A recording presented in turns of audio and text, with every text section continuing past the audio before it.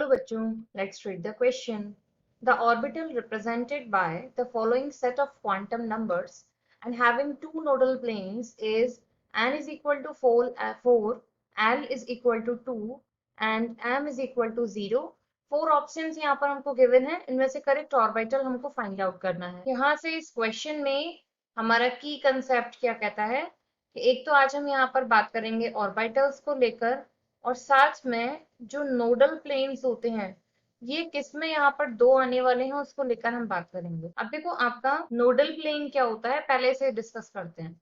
Nodal plane होता है आपका न्यूक्लियस के चारों तरफ का ऐसा वो एरिया जहां पर आपका जो प्रोबेबिलिटी है इलेक्ट्रॉन्स को फाइंड आउट करने की, probability of finding electrons is may be zero और ऑलमोस्ट जीरो।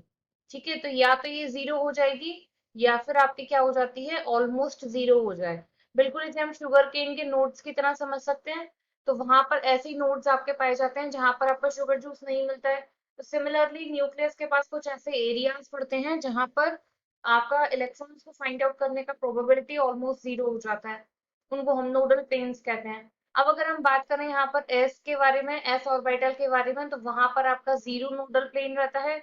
क्यों? क्योंकि उसका जो शेप है वो स्फेरिकल है। अगर हम पी की बात करें तो पी का शेप आपका कैसा होता है यहाँ से डम्बल शेप। तो डम्बल शेप में आपका यहाँ पर क्या हो जाता है one nodal plane plus present होता है। अगर वहीं पर वो डी के बारे में बात कर रहा है तो डी का मतलब है कि यहाँ पर आपका शेप जो है वो कैसा हो जाता है डबल डम्बल शेप। तो डबल डम्बल शेप में एक आगे का डम्बल एक पीछे का डम्बल, तो टोटल कितने नोडल प्लेन्स बन गए यहाँ पर आपके टू नोडल प्लेन्स।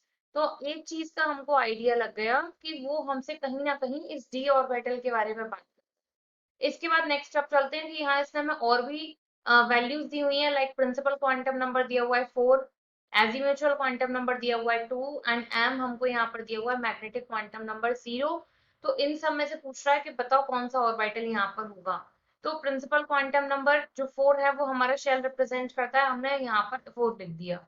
जो आपका एल यहाँ पर अगर 0 होता तो वैल्यू आती एस, एल आपका 1 होता तो पी ऑर्बिटल होता, एल की वैल्यू अगर 2 होती तो डी और एल की वैल्यू 3 होती तो एफ। तो यानी यहाँ पर हमारा किसकी बात कर रहा है डी के बारे में, और श्योरिटी हो जाती है। अब देखो अगर आपका एल यहाँ पर 2 है तो एम की वैल्यू क्या होती है आपकी माइनस एल से लेकर प्लस एल तक।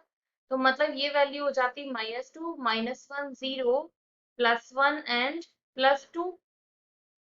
अब इसका मतलब यहाँ पर हमें पता चला कि डी जो है वो 5 टाइप से ओरिएंटेशन कर सकता है और 5 टाइप के ओरिएंटेशन के बेसिस पर ये ऑर्बिटल्स हमारे आते हैं d x y, d y z, ये हो जाता है हमारा डी जेड एक्स, ये हो गया हमारा d x square minus y square, और ये वाला जो है 0 ये हमारे लिए हो जाता है यहाँ से डी जेड स्क्वायर। तो हमसे यहाँ पर क्या मांगा गया था, एम जो था हमारा 0 था, तो इसका मतलब हमें यहाँ आइडिया लग गया कि डी जो है वो यहाँ पर जेड जेड स्क्वायर होने वाला, जो ऑर्बिटल है वो होने वाला है। यहाँ पर जो आपका मैग्नेटिक क्वांटम नंबर इसका वैल्यू जो आपका इंटीजर 0 है, इसका क्या ये वैल्यू मतलब शो करता है कि 0 रिप्रेजेंट करता है यहाँ पर सिंगल ओरिएंटेशन। तो यहाँ जो आपका z है, ये जो डी जेड स्क्वायर है, इसका ओरिएंटेशन आपका सिंगली यहाँ पर रहता है। कुछ इस तरीके से हमारे बनाते हैं इसको। तो सिंगल ओरिएंटेशन में हम मैग्नेटिक की वैल्यू को 0 कंसीडर करते हैं। तो यहाँ से आपका आंसर जो है वो बी वाला करेक्ट हो जाता है। I hope you understood well.